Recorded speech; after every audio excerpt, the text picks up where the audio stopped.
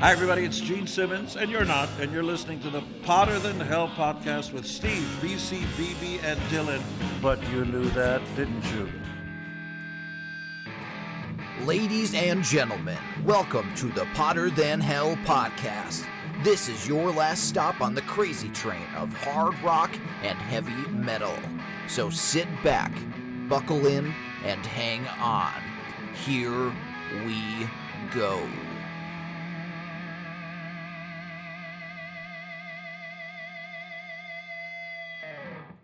Hello, Potter Than Hellions. Welcome back to the Potter Than Hell podcast. This is Steve, your host, and I'm joined only by Dylan. This week. My work schedule, mine and BC's work schedule got so messed up this week, so we had something else planned, but we'll shelve that idea. So Dylan and I are going to do a little album battle, as you guys can see by the title. What the hell? Why not, right? So I can hopefully be proven right by the end of the episode, so we'll see how that goes. And Dylan, how's it going, buddy? It's okay. Work's stressful, but I am finding other ways to kick out the jams, as it were, to keep happy. Good. Like I said, my work schedule got all messed up this week, but it hasn't been too busy, knock on wood, so that's not too bad. BC's actually working now, so we're recording this in the early, late afternoon, earlier than we usually record, so we can get out of the way and go on with our evening. Early enough for the early bird dinner specials, but not quite late enough for actual dinner. That's true. Last week we did we were continuing March-tallica, and we did some talking about some Kirk Hammett guitar solos, favorites or standout ones of ours. And how'd you think that went, Dylan? I really liked delving into how Kirk does solos, because he is quite the understated member of Metallica, I'll say, besides Robert Trujillo. The understated core member that's been there since the beginning, basically, because Lars and James are such big personalities that they suck up all the air in the room, and then Kirk can just come in and play awesome guitar. So it was cool giving him his due finally. Well, not finally, but on our podcast. Yeah, I was happy to talk about him, and I think I mentioned in the episode too that that was one of the reasons why I wanted to throw an episode about him in there, and we could kind of put Lars and James to the background there, and just talk about how killer his solos have been since day one, and we also talked about when he stepped in, when they booted Dave Mustaine, put him on a fucking bus and sent him packing, and I'm sure I read it somewhere, but I could never remember what the time frame was from the time that Kirk joined Metallica and they actually recorded that album, because when he recorded it sounded like he'd been there, since day one. Mm-hmm. But he continued to just absolutely, as you said, understatedly kick ass throughout the years.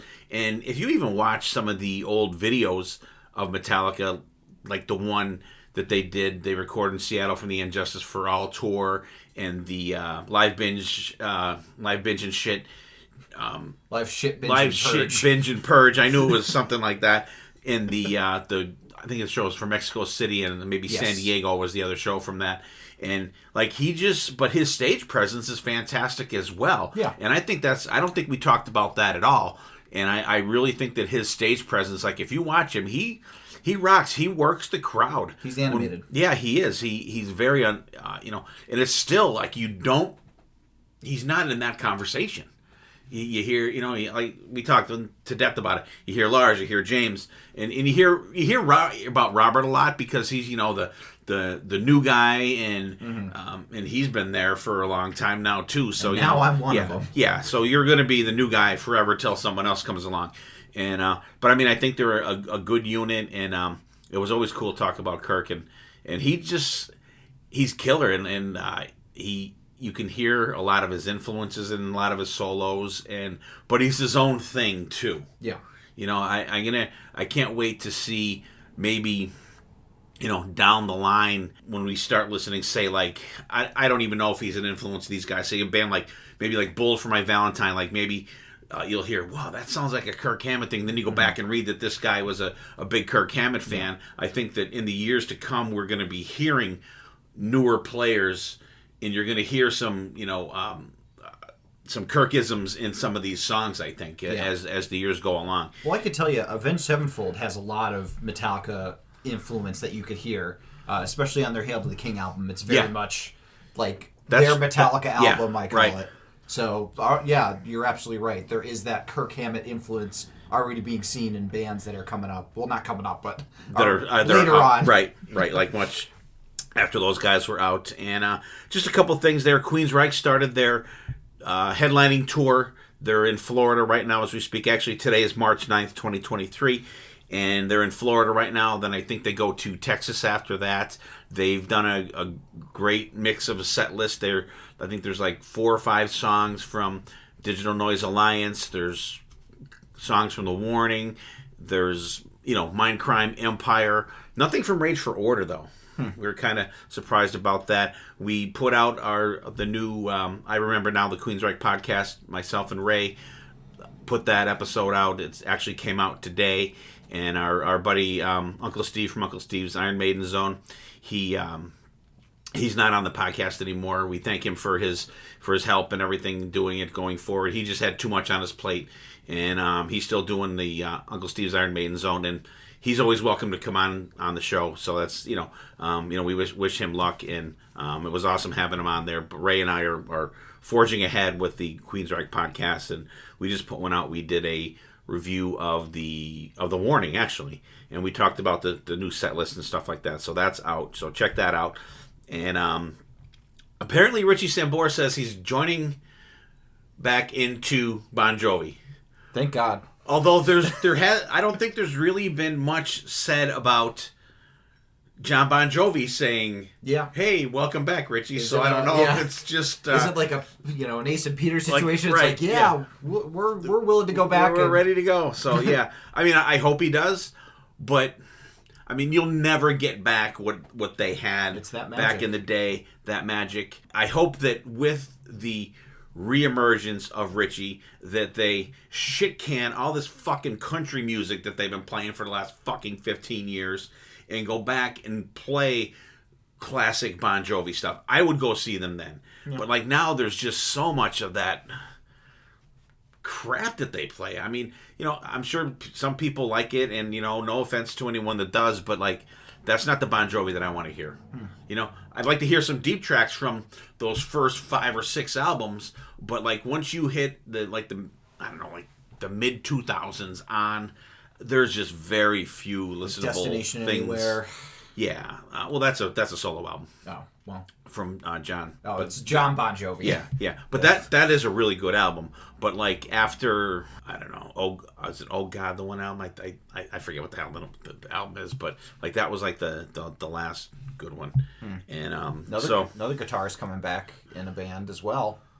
Nita Strauss back in Alice Cooper, which is awesome. Yep. But it sucks though because they're playing our close venue when we'll be on the Monsters of Rock cruise. Oh, yeah. So, but that's okay. Just it's good knowing she's there. And I really, really hope that now Alice will record with his touring band. I really want to see that. I don't.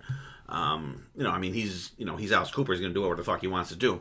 But I really hope that he will do an album with his live band. That would just be absolutely fantastic. Good point. And I just think like Nita Strauss is the best guitarist I've seen live with him because she has that camaraderie with the band, and you want that on the album. Yeah, there's that magic on stage, and you want it to. Because I haven't been as big a fan of his last couple albums. No, I haven't either. I mean, they've been okay. Yeah. That Detroit Stories, I didn't like at all. I think I like maybe fan. Like one song, but there was like 3 songs on that was on the EP that he had out like the year before. Like also, Sound of A or something like that. So I don't know. I didn't really care for that. Some people loved it. I was like, I don't know. They said it was a big throwback to like old school Alice, which I like that stuff, but I didn't like this new one very much. But I mean, we'll see how big it goes. 80s Alice fans. Yeah, that's kind of the train of Alice that we like to jump onto. But 70s Alice is okay as well. It just feels like he's going way like he's vibing. Like I don't know. Not vibing with it.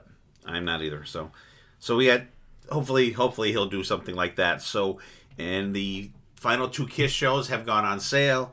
We got tickets for the there's 2 final shows in New York City in in Madison Square Garden, December 1st, December 2nd. We got tickets for the Kiss Crew. We got tickets for the December 1st night. So not the final show. Not the final show. Granza was able to get 2 for the Saturday night show. Rob's still looking, but like it's a shit show. We ended up getting our tickets from StubHub, and you didn't think that was going to be an easy situation? Oh no. Because we had Scott was able to get 2 tickets, but with the Kiss Cruise pre-sale, you can only get 2. So Scott was able to get 2, and then I was unable at the time because of work to get online to throw my hat in the ring to try to get tickets. So it was really Granza and Rob, and Rob ended up getting us 4, and we ended up with tickets from StubHub. Mm-hmm. So we were able to get 4 together. So it's going to be me, Rob, Granza, and our buddy Rich from from the Kiss Cruise, and he's actually going to Monsters of Rock. So, and then Scott and his buddy are going to be there as well. And my buddy Art, he got tickets for both nights. So some people were lucky enough to get tickets for both shows, but we were looking for 4. You know what I mean? We wanted to at least be together. So same area. Yeah, and I wanted to do the last Kiss show with my Kiss buddy Rob from not day one, but like my oldest. Have to pull out the binoculars and look at him. We got tickets on the corner up by where Paul flies out to. So okay, well that'll be good spot to be in.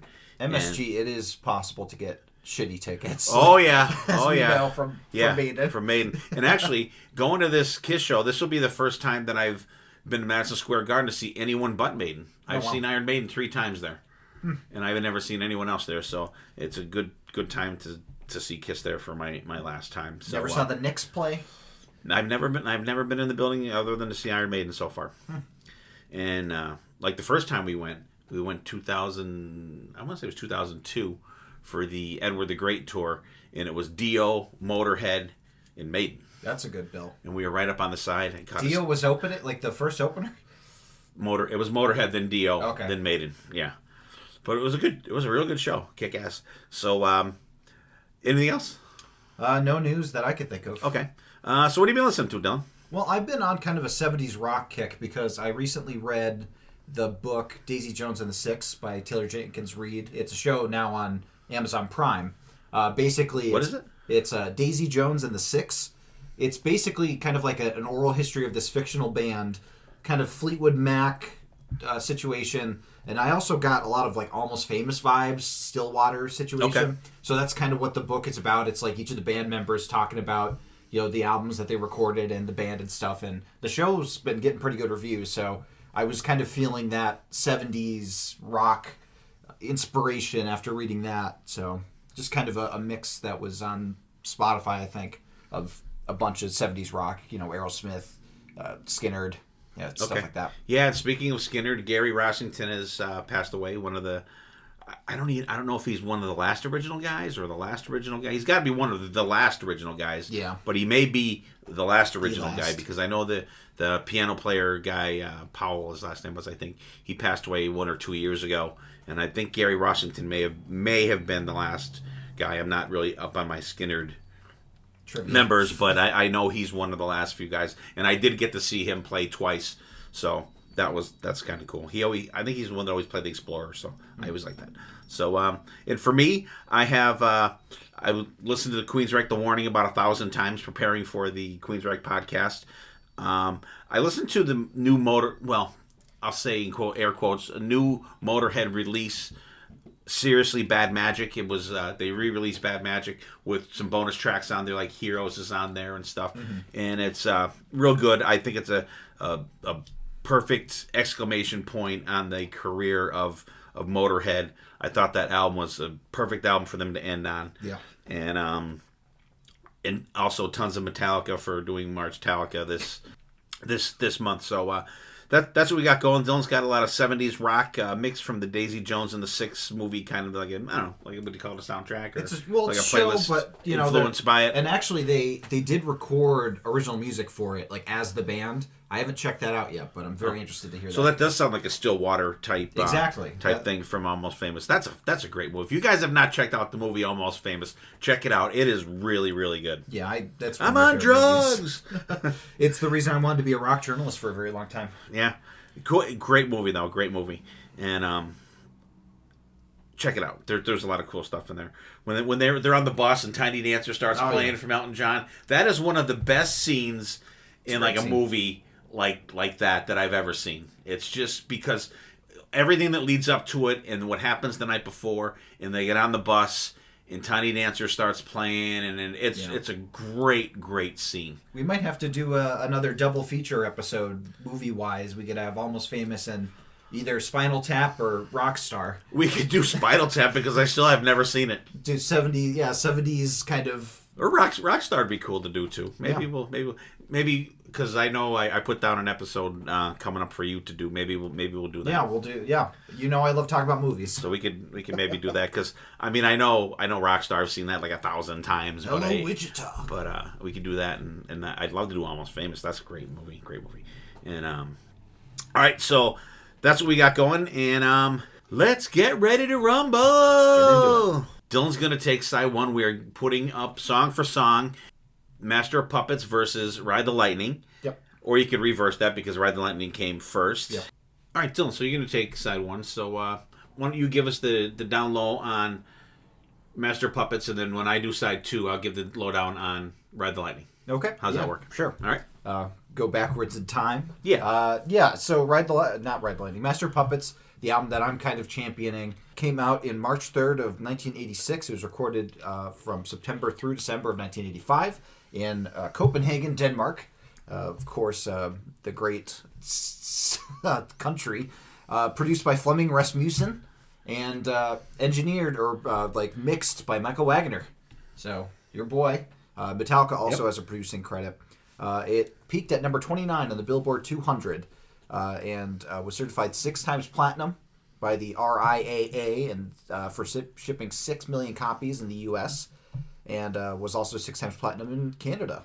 And it is the first metal recording to be selected by the Library of Congress for preservation in the National Recording Registry for being culturally, historically, or aesthetically significant.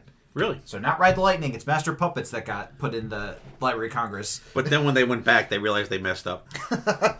Yeah, so this was the last album, of course, before Cliff Burton passed away when they were on their European leg of the tour. Their bus hit some black ice, and unfortunately he was killed in the accident.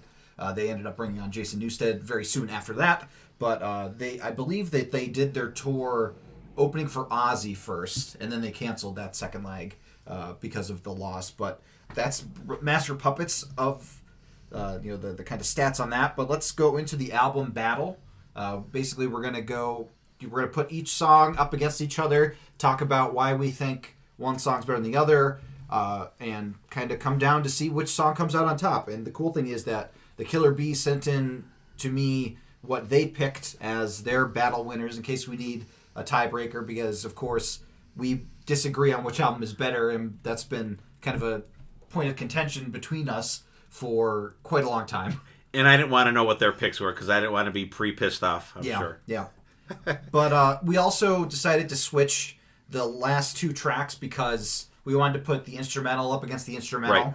So we're going to have Creeping Death go up against Damage Incorporated and Call of Cthulhu go up against Orion. So those are really the only housekeeping I think that we need to kind of explain what we're doing today. Yep. So let's get started with the opening tracks. So from Ride the Lightning, we open up with Fight Fire with Fire. And from Metallica, we open up with Battery. Both From Metallica. from Metallica's Master of Puppets, Oh, we there open you up go. with Battery. It's very interesting that they both open with kind of the acoustic beginning. They both have that kind of false plaintive start, and then they go into the heaviness. What song did you think was the winner on this battle, Dad? All right. And, I've always championed the album Ride the Lightning. And so what I did was I made a playlist, and I put Fight Fire with Fire and then Battery and so forth down through the list so I could listen to them consecutively. That makes sense. And I'm like, all right, make Fight Fire with Fire. I'm like, da-na-na-na-na-na-na. I'm like, all right, so I'm getting into it. And you're right about the kind of acoustic start because, like, Kill 'Em All starts, it's just like punch in the face, like right from the first goddamn note. So you kind of lulled into a false sense of security when you first put both of these albums on. And I'm sure it was probably less of a surprise if you had listened to them all along. Yeah. You know what I mean? So, like, because you would have been, I don't know if you want to say used to it after Ride the Lightning, when you get that on Master of Puppets, you're probably like, oh, here, they're going to do that again. Yep. And they did that again.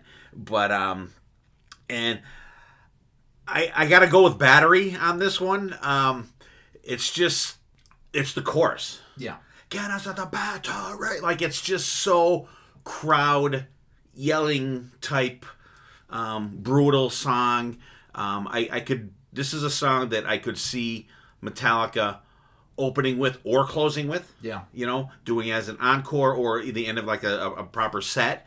But Fight Fire with Fire would be really cool to see. But I got to go Battery on this one.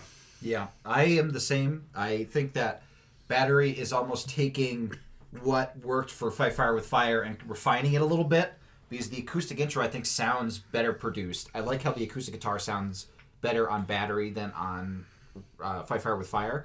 But that's not to discount Fight Fire with Fire. I think that's a fantastic opener. It's a real good... It kicks ass. And it's such an interesting time signature at times during the verses, like with the dan, and you're like, it's a little stop and start. It's a little unexpected. Whereas Battery is kind of the more straightforward kind of thrasher to just kick the inside of your head in. So yeah, I have to agree that Battery is the winner for this first battle. And the Killer Bees also agreed. They both picked Battery for their winner. And BC also, I should say, made a comment that every single song, it was super close. He had a very hard time picking which one he thought should win. Yeah, I did. I had a hard time picking this one. I did. There's a couple battles on this one. I'm still right. I will make up my decision when I talk about it. And actually, that's the case for me for this next song, where I'm like, because we have the title tracks, Ride the Lightning and Master of Puppets going up against each other. Master of Puppets, of course, clocking in at over 8 minutes long. So it's a chunky song to have as your second song on the album. And Ride the Lightning kind of has that. It's a little more brief, a little more, kind of. They're both fast songs, like in terms of pacing. But Master has that plaintive part in the middle that switches it up a little bit. But I think on this listen to, and this is one of those cases where I'm in the mood for one, I'm in the mood for the other. Like it could go either way. Like a different day. I think I have to go with Ride. I think I have to go with Ride the Lightning. Oh, really? Okay. I love the riff. Like Master of Puppets, iconic. You can't discount the song Master of Puppets. It was recently in, Stranger Things. So like I don't know if it's the overplayed factor for me or just like I don't hear Ride the Lightning as much. But I love that. Like that part is so cool. That is great. And the bass in this is also great with the dong, dong, dong. So I have to go Ride the Lightning on this battle. Okay, yeah, this was a tough one for me too. I'm like, why? As I'm doing these, like through the whole thing, I'm like, why did this song have to be against this song? Yeah. But I think it is cool that the title tracks are going head to head, and I do love the 5 or not. Yeah, I'm on the wrong song. The Ride the Lightning. Oh God, please help me. I like the urgency of the vocals. I do, and Hailstorm does a killer version of this, by the way, too. Yes. And Master of Puppets, I'm going with Master on this one, which Dylan's like, what? Because I think that the main riff for Master of Puppets, that, and I think Iron Maiden's The Trooper are probably the two most recognizable metal songs. Yeah, I can get behind that. And every time I hear Master of Puppets, I think of the movie Old School. Oh, yeah. When the van's coming around the corner and you tell me Buddy Brothers will fucking kill you. He hits the fucking the shopping cart and the groceries go flying and they tackle the dude and they tackle Spanish in the fountain. In the fountain. But I find what made me really decide was I just find myself doing the dan dan dan dan with the you know what I mean, just air drumming that, air drumming the stop starts, and then air guitaring the riff parts. You know what I mean? I'm like back and forth, like I'm actually playing both. And I'm just going because I think of the I can't, and I think my pick is opposite of yours. Well, maybe this opposite or the same. I picked Master of Puppets because I don't listen to that as much. Okay. Yeah. And it's the first that I really. I mean, you hear it all the time. You hear it all the time. But like anymore, like unless you're listening, it's background music when it comes on. You know what I mean? But like, when I sat down and had my playlist, I'm like, yeah, I gotta go Master of Puppets. It hits. It is that it has so many cool movements in the song, and it is a really well crafted title track. And like Another Day, it would have been my pick, but I think we have our first true tie because BB picked Master of Puppets and BC picked Ride the Lightning. So we have a straight tie right down the middle for the Hotter Than Hell gang between the title tracks. Really? As it now, should. Who picked what? So BB picked Master of Puppets. Okay. And BC picked Ride the Lightning. Honestly, of any of the songs, this was going to be the closest one. Like, there are two iconic songs. It's very difficult to pick between the two. I'm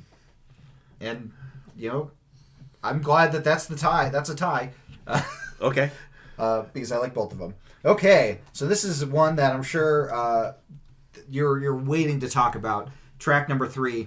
Ride the Lightning has For Whom the Bell Tolls, and Master of Puppets has The Thing That Should Not Be. So, this unfortunately this one was not a competition because you have the iconic Metallica song For Whom the Bell Tolls that everybody knows. Has even some of like the iconic live performances where Lars gets up and hits the drums with it, versus The Thing That Should Not Be, which I like. It's a good song, but compared to the icon status of For Whom the Bell Tolls, it's no competition. That's the winner. What do you think, Dad? Yeah, For Whom the Bell Tolls. I mean, just a fantastic song. Harpo played that song all the time. Me, BC, and BB. I wish you were old enough, Dylan, when they were playing, because you would have absolutely fucking loved those guys. The songs they played. They fucking played Perry Mason from Ozzy. That's awesome. Fucking awesome.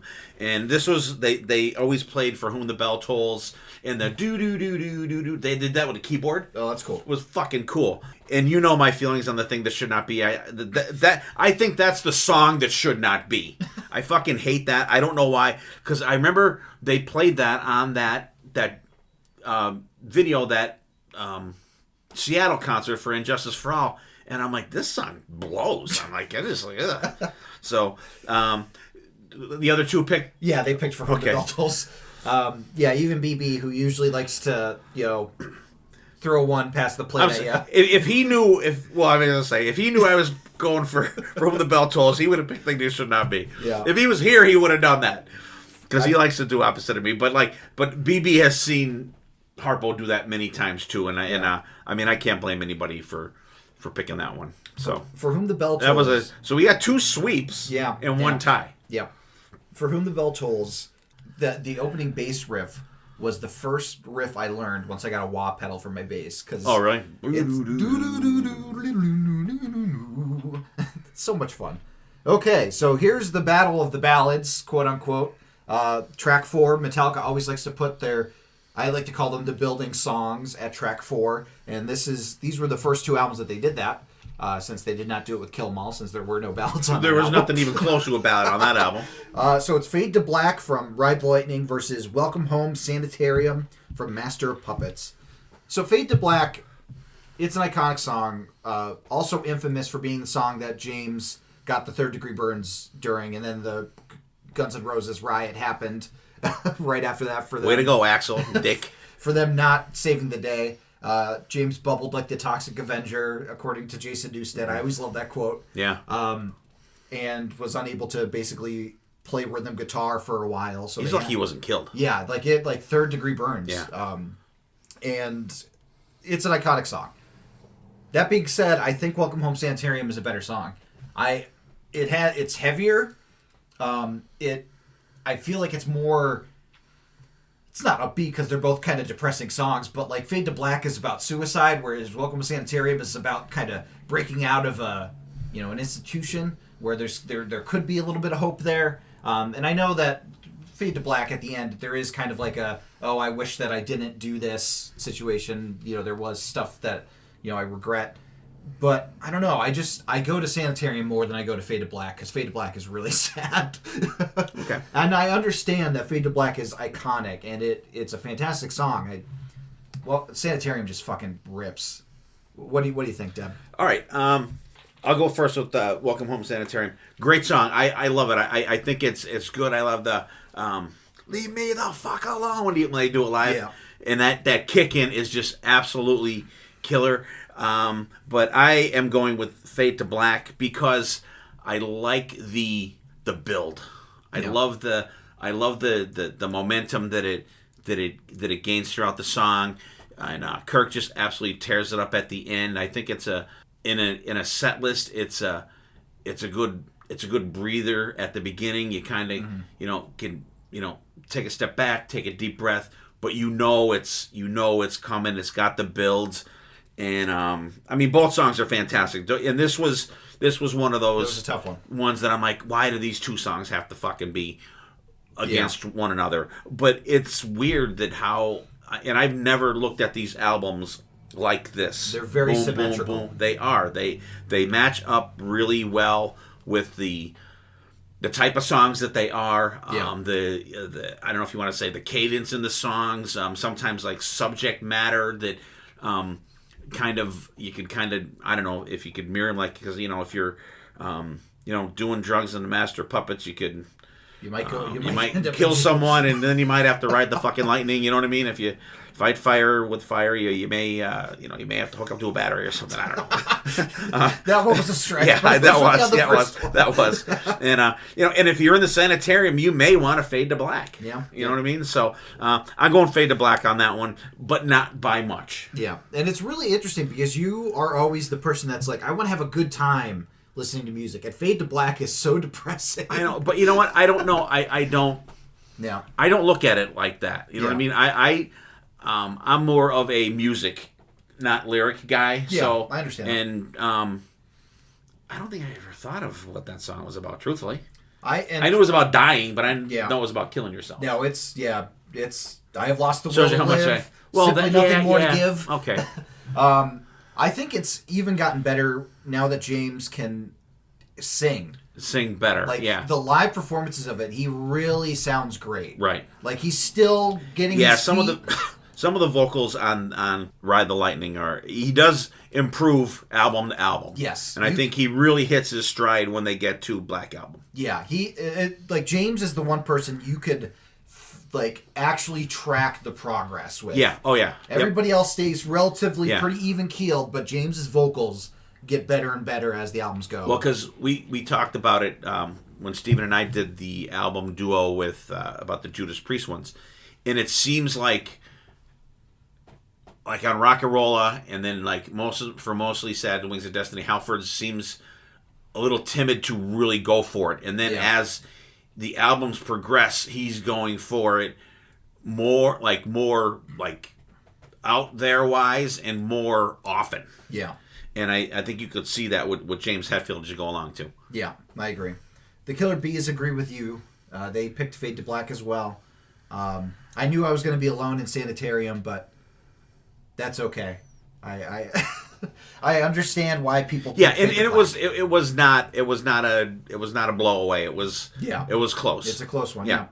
Well, that's the first half of each album, Dad. Wow, we're cruising right along here. Yeah. So what we decided to do, because we knew this was going to be a short episode with just Dylan and I doing it and just doing like one album, and so we decided to do, we're going to do 2 gem songs. So we're going to do one from it's a Metallica cover, and it's Stone Sour doing Creeping Death. And the one that we picked for the Master Puppets is Trivium doing Master Puppets. So you'll hear those back to back and let us know which one you think is best.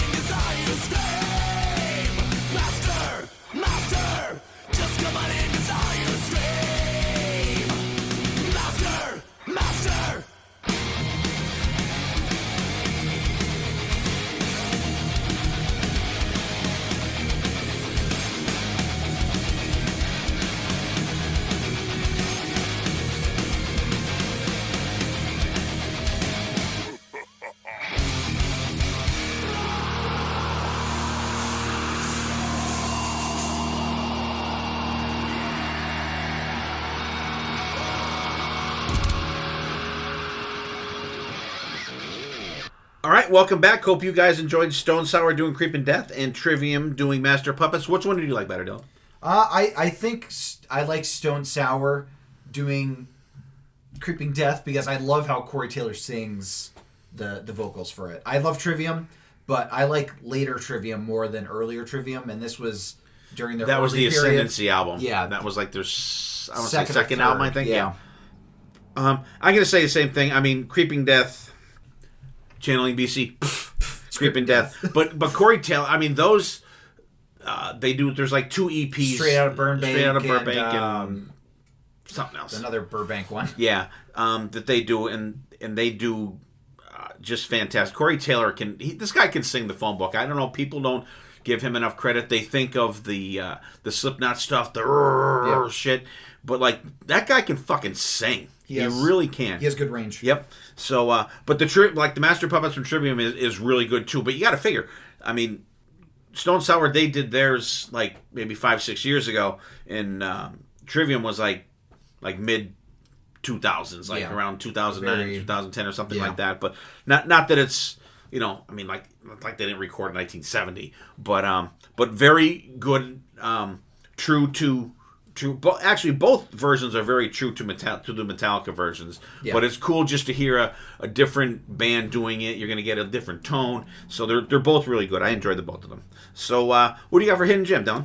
So my Hidden Gem, I probably have used this as a Hidden Gem before, but I want to reiterate it because it's so hard to find a copy of it outside. Like, it's not streaming or anything. The Big Four live from Sofia, Bulgaria, where the Big Four of thrash metal played a show together for the first time. James and Dave kind of let bygones be bygones. Anthrax, Slayer, Megadeth, and Metallica each played a set, and they all came together, besides Slayer, to do a cover of Am I Evil, where they all got on stage and did it, which was really, really cool. But Metallica's set list was really great from this show. It's a shorter set list because, of course, there's actually, they had the biggest set list, but it's still shorter compared to Metallica because they play long shows. Like, they did Creeping Death, For Whom the Bell Tolls, Fuel, Harvester of Sorrow, Fade to Black, That Was Just Your Life, Cyanide, Sad But True, Welcome Home Sanitarium, All Nightmare Long, One, Master Puppets, Blackened, Nothing Else Matters, Enter Sandman, the cover of Am I Evil, and then they ended the show with Hit the Lights and Seek and Destroy. So it's like a really good show. This was around their Death Magnetic era. And it's weird because you were reading that set list, and I totally forgot that it was that album tour that it was. 2010, I think this came out. Yeah, 2010. So that's crazy. I totally forgot that it was that, era of the band, if you want to call it that. And that Death Magnetic stuff is fucking killer. It's when they were coming, like, really having their comeback. Right, yeah. Because, they had... After Saint Anger, they needed to recover from that. Yeah, so... Yeah, so that's cool. That great... I mean, I've watched that video. Yeah. But you know what? Like, I wish it was Exodus instead of Slayer. Yeah. On there. And I understand why they're there, but now that Slayer's done, they could do that again and put Exodus in there. Mm-hmm. Because, I mean, you know my feelings on Kerry King. I think he's just a dick.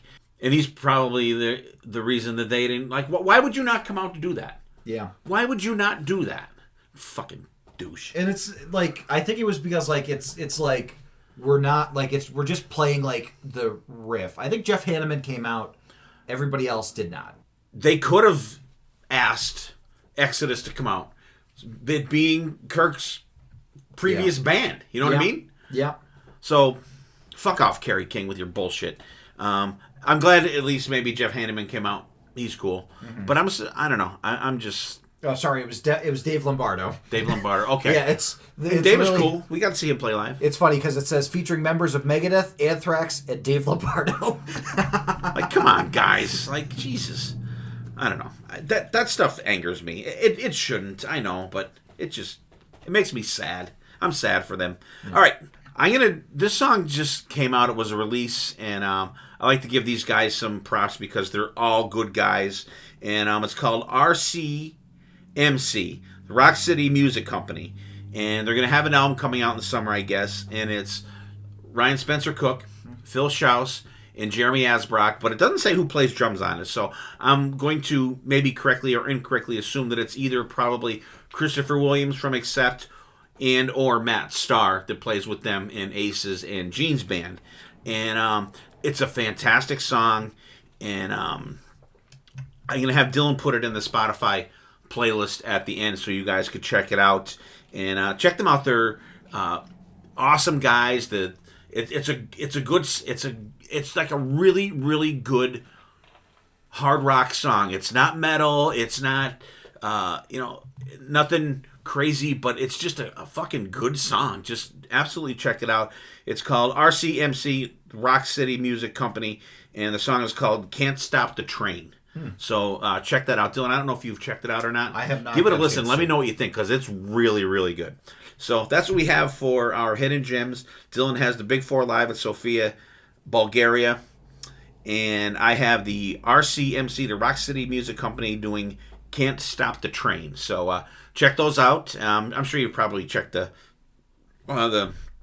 Big Four out. So just picture how awesome that would have been with Exodus. I'm just saying. Yeah. No offense to Slayer fans, but I'll take Exodus any day. Well, and it was cool because you had Joey Belladonna, James, and Dave Mustaine singing, like, trading lead vocals off. So, like, really fucking cool. I know. Even Dave Mustaine got over his shit to do it. I know. And he still wants to get back in the band. Yeah. All right, so... What do you mean I can't get back in the band? Damn it. I play every song. I mean, to be fair, they still play songs that are Mustaine co-written by penned. Dave Mustaine. Yeah. Yep. So, all right. So we're gonna do side 2. I'll give you little facts on Ride the Lightning. Released July 27th, 1984. It was recorded from February, and actually it was weird. They have like the dates, like February 20th to March 14th. So it was like 3 weeks it took them to record this album, 3-4 weeks. It's 47 minutes and 25 seconds long from Megaforce Records, their last album on Megaforce Records, because when they went to Master Puppets, they went to Elektra. And it's produced by Metallica, has a producing credit. Fleming Rasmussen and Mike Whitaker also has a production credit on that as well. And it had one single, Creeping Death, which it doesn't say if it hit anything. No. But Ride the Lightning, it peaked at number 100 on the Billboard 200. And good second out, good sophomore album, I think. For sure. And you could tell, and like we kind of talked about how James' vocals, progress throughout the years. So does the albums, the songwriting, the production. Everything seems to be a step forward until they get to certain points, and then that doesn't happen. But that's later down the road. So our first battle for side 2 is going to be Trapped Under Ice against Disposable Heroes. What do you got for this one, Dylan? Well, Trapped Under Ice is a great song, but I have to give it to Disposable Heroes. It's one of my favorite Metallica songs of all time. I think that it just has this heaviness that matches the subject matter really well. This is kind of the album cover track, because this is about, people going off to war and dying. And the album cover is kind of all those crosses.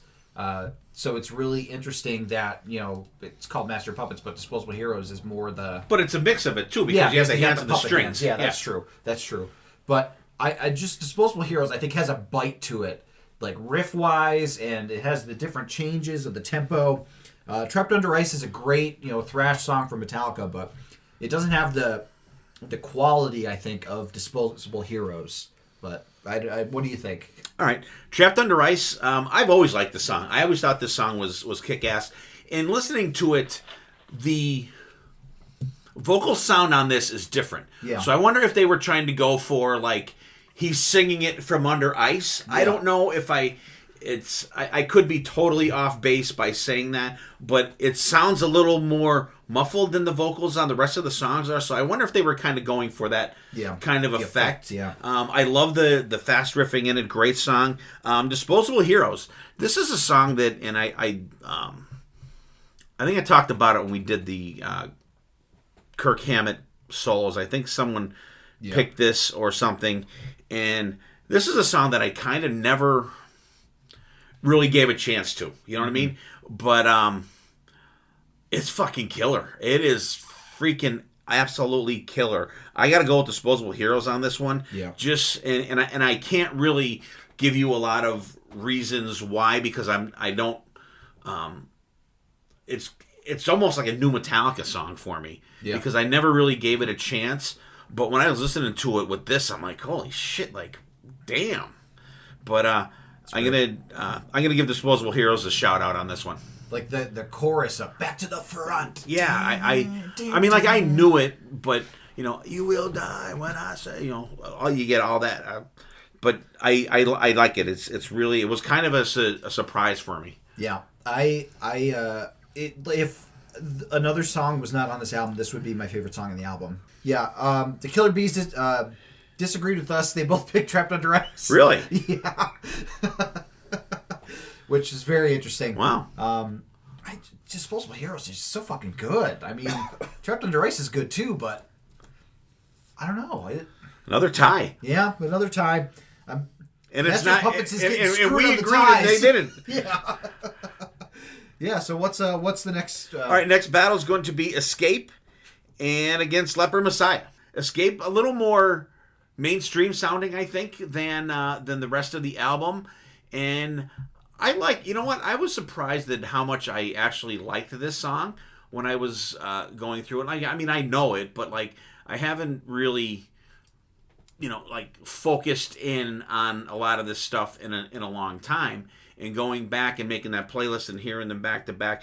But it's weird listening to a playlist like that because of the different production on them. Mm-hmm. It's and also I kind of messed up too, because like, I think a couple of songs I have, like, in my Apple Music, I have the regular version, then I have the remastered version, and I think I kind of mixed them up, and like, one's low and the other was like, holy shit, you got to turn it down when it comes on.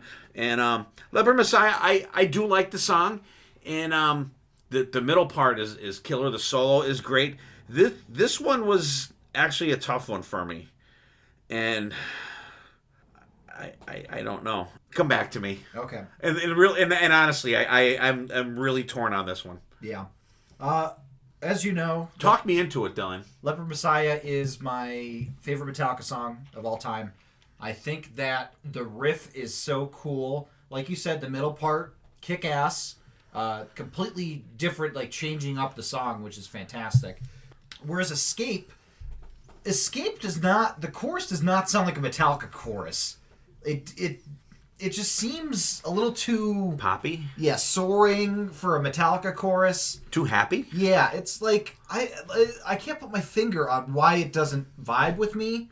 It just feels like even the beginning almost seems Iron Maiden-esque, like, more so than like a Metallica. Like, it just doesn't feel like a Metallica song.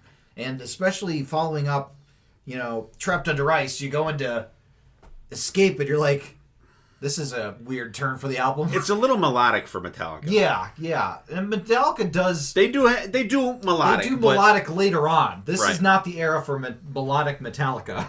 This is the heavy Metallica era. Meloditalica. Yeah. So, I mean, it's always Leper Messiah. Whatever song was going up against it, it would have been Leper Messiah. But especially since it's Escape, it is Leper Messiah for me. All right. I am honestly going to flip a coin here. Okay. Yeah, whatever you need to do.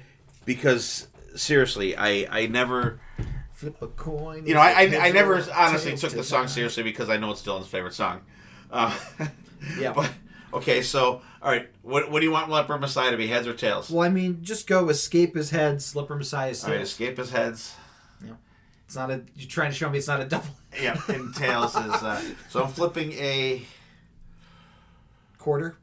A quarter. It's a 2000 Maryland quarter. Oh, there you go. All right, so heads is Escape and tails is Leper Messiah. Boom. Tails it is. Leper Messiah. All right, so Leper Messiah gets a vote for me. So that's a sweep for Leper Messiah, because the Killer Bees also voted for it. Did they? Okay. Damn. Yep. Escape didn't have a chance. And I get it. It's more Metallica than Escape is. I don't know.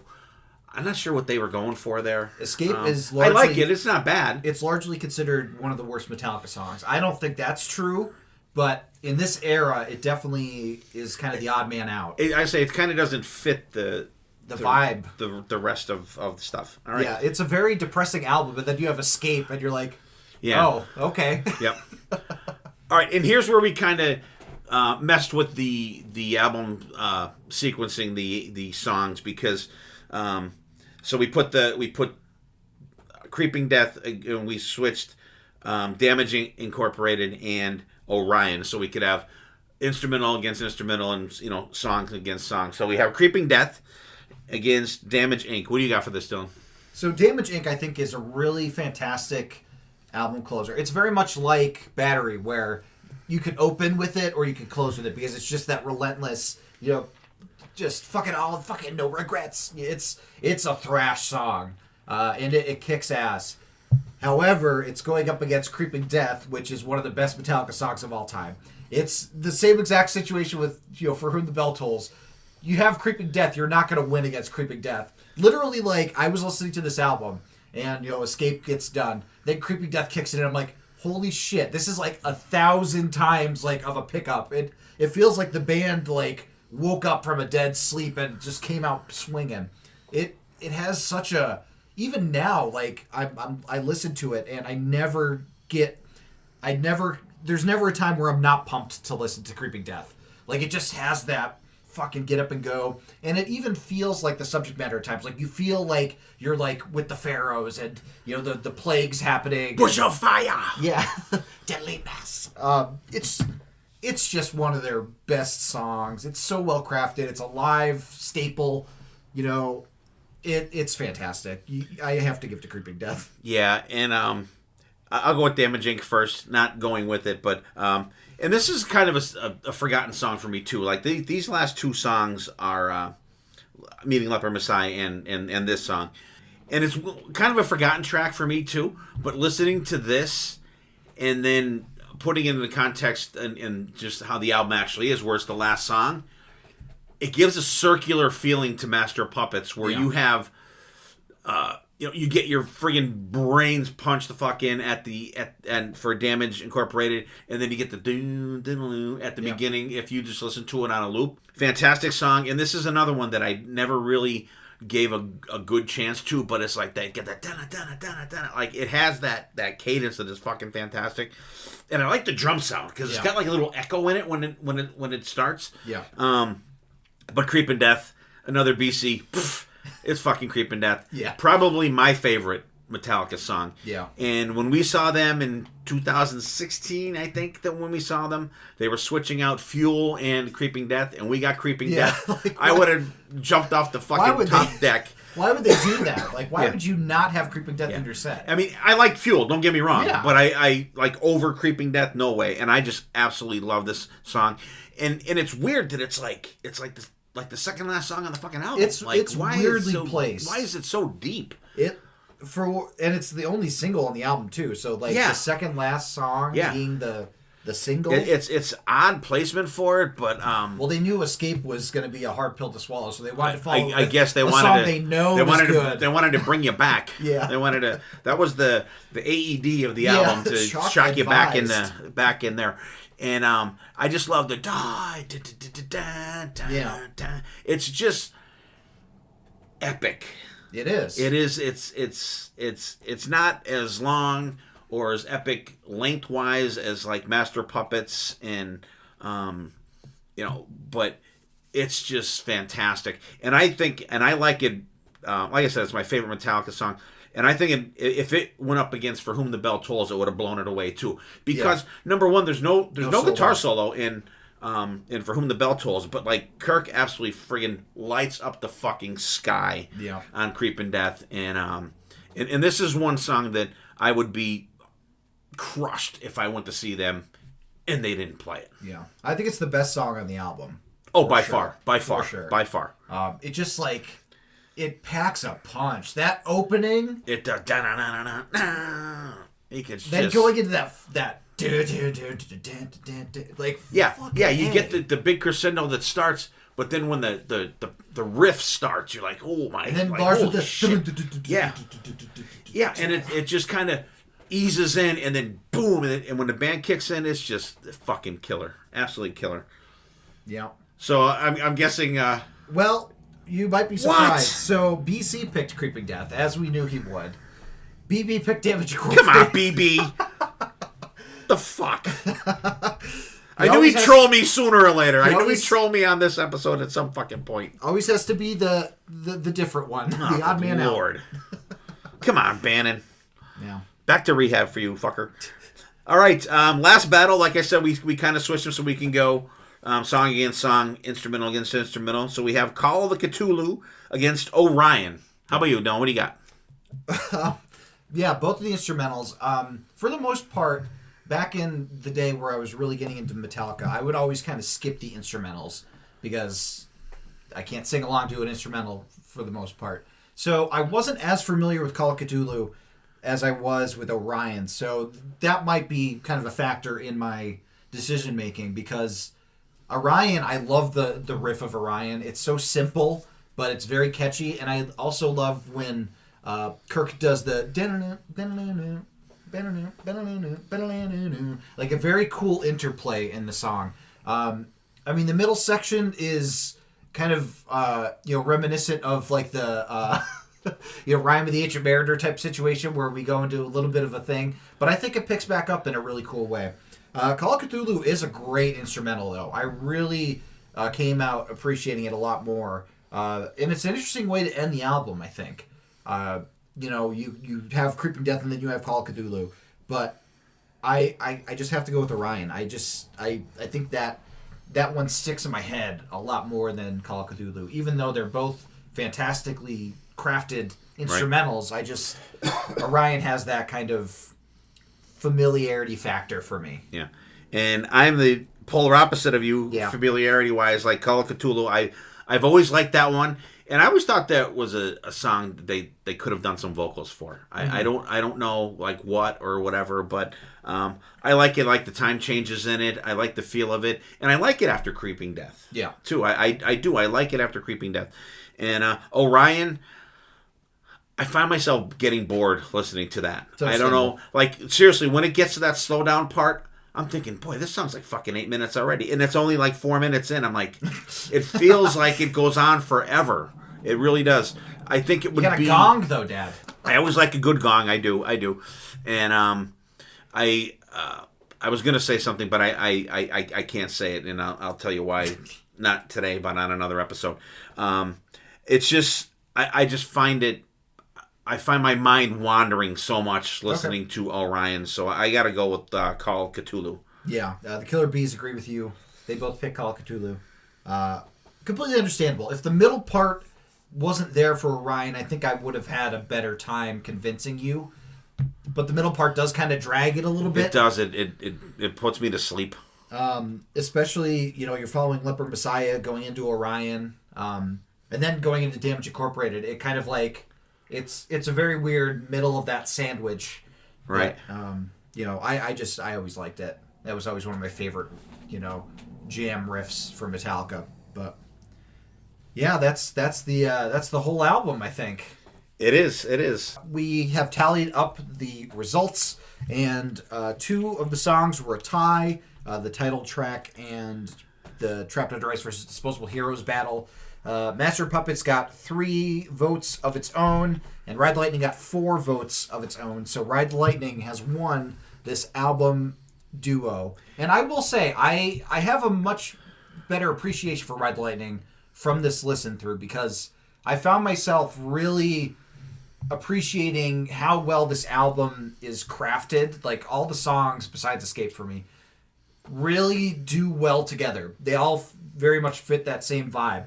And I mean, Master of Puppets is still my personal favorite, but I can really appreciate a lot of what you see in Ride the Lightning. And it's not that I never liked Ride the Lightning. Ride the Lightning is fantastic, and I even had a pair of Converse of Ride the Lightning. So, it's not like I was always bashing Ride the Lightning. I just always liked Master of Puppets before. But, I mean, when you have songs like Creeping Death and For Whom the Bell Tolls going up against, The Thing That Should Not Be, it's right. It's a hard... And anything against Creeping Death. It's hard to argue against those. Like, they're iconic songs for a reason. So I really enjoyed listening to these two albums back to back and comparing and contrasting them because, like we said, they're very similar.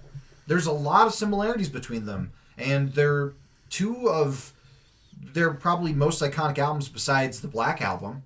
Like, they're the two albums that people kind of recommend, throw out there, because everybody ignores kind of the 90s besides Black Album and the later stuff, even though the later stuff is great, as we know. Mm-hmm.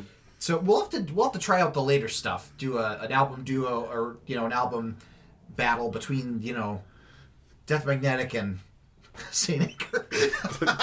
or how about Hardwired? Yeah, Hardwired. Yeah. No, and you know what? And I also like you said, I have a greater appreciation for Master of Puppets after doing this because I never in a million years thought I would have picked Leper Messiah to be anything, truthfully. And but like I do like the production better on Master of Puppets. Yeah. I like James's vocals, but like song wise, I picked the songs that I picked. I've always loved For Whom the Bell Tolls. And I picked Master of Puppets over Ride the Lightning. I mean, I picked let's see, I picked 1, 2, 3, 4. I was 50-50 on this album. I picked 4 Ride the Lightning songs and I picked 4 Master of Puppets songs. So I was split down the middle. And I'm sure it's the if you want to call them the hits or the well-known songs. But it was a good battle. It did give me a new appreciation for Master Puppets. So there you go, Huddy, my friend, that gasped when we did that. I mean, Ride the Lightning is still my favorite album because it's the album I came in on. Yeah, I think that's a big factor for people liking an album over another album is for like when they came in, because I know Sonny loves Kiss Asylum. That's when he came in. A lot of people are like that. I mean, there's people out there, and get ready for another gasp, but that like Sonic Boom or Monster may be their favorite Kiss album because that's when they first started liking them. You know what I mean? Like when their mom or dad took them to see Kiss and like, well, here's the album they just put out. That may be their favorite album. So it's really, it came out different than I thought it was going to. I figured Master Puppets, I figured I'd be like here in tears, like, but and I knew BB was going to troll me sooner or later. He waited till just about the end. BC's a fan of like the old school Metallica, right? But he surprised me on a couple picks too. It was fun. I'm glad you recommended doing this. When you did, I was like, okay, we'll do it. But then, like when I got into it, I'm like, shit, like it gave me the thing I got out of it the most is it gave me a new appreciation for Master of Puppets that I didn't have before. I never hated it. Don't get me wrong. I was never a Master of Puppets hater. I always just liked Ride the Lightning more. But this is the first that I've really focused on Master of Puppets and gave it some really good close listens, and hearing them back to back with the Ride the Lightning songs really gave me another appreciation for it too. So good job. You got anything else, Dylan? We can wrap up. Yeah, I think that both of these albums deserve to be as well regarded as they are. I think that they really have a lot of great parts in them, even inside the songs that we might not like as much. Like for instance, you in The Thing That Should Not Be, you said that the solo part was really cool. And like in Escape, I could say that the solo in that was really good because Kirk never fucks up a solo. No. But I think that these albums, it's just so interesting how close together they are in how they're ordered and crafted, and it almost feels like there was this outline that they were going off of. It's like, okay, we need the instrumental, okay, we need the ballad, okay, we need the title track and track 2, we need the acoustic intro. It's so interesting that like they were with the same producer. It was pretty close together that they were recorded. It's almost like they crafted a double album and then just released them as 2 albums, but they also, the songs go with the album that it's on. So it's it's just a fascinating thing that I've never really seen before, where there's so many similarities between these two albums, but they still sound so wholly unique. So I really appreciated that on this listen through, and you could check out the songs back to back. I'll order them in the playlist, kind of, with the first tracks together, second tracks together, stuff like that. So you could kind of give us your winners and losers for this album battle, because I would be very interested to hear what everybody else thinks, because... Right, and listen with an open mind. Yeah, exactly. The two of us did. We ended up picking more songs from the album that we weren't championing than we thought.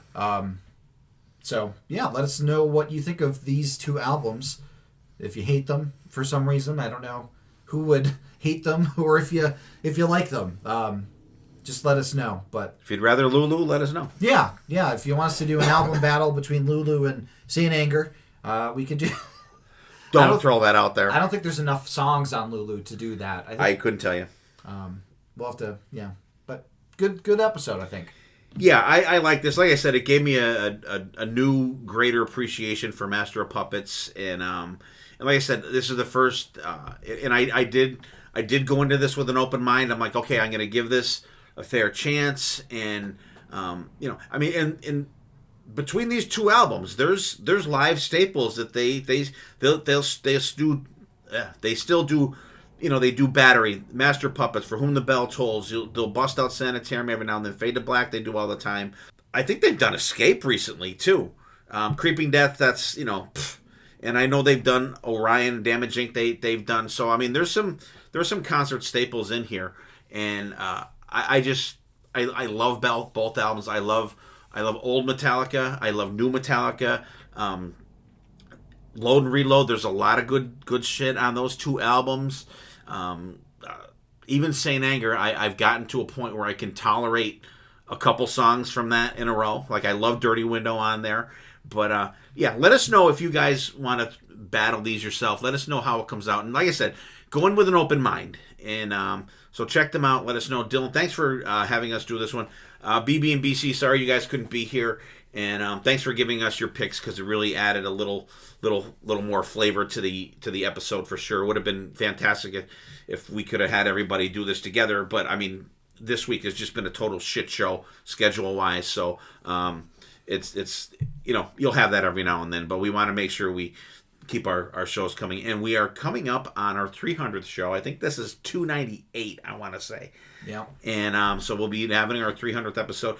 I don't know if we're gonna do any big thing for it. We already have an episode planned for it. It's going to be kind of the crescendo of March-tallica, and it's weird that it fell where it did, which is going to be cool. So that's going to be like in 2 weeks. So, and I think next week we're going to have a little breather from March-tallica, and that's going to be an interesting episode too. So, guys, thanks for listening, and crank out some Metallica. Piss off your fucking neighbors. Open the windows. I know it's winter, but open the fucking windows anyways. Blast some Metallica out there. Have your neighbors know the power of Creeping Death. Let them know, play Creeping Death and Master Puppets. Blast them out the freaking window. And Master Puppets, that's gaining a lot of more traction with that Stranger Things show. Yeah. And I still have not watched. I think I watched like the first 2 episodes of that. I don't know. Maybe it's just not for me. Maybe I'll give it a try. So, get out there, listen to some Metallica. Hope you guys get to see them on tour this summer. And I'm working on going, so I'm sure there's still tickets available. So we'll see how that goes. So thanks for listening, you guys. Take care of yourselves and each other. We will see you next time, and there definitely will be a next time.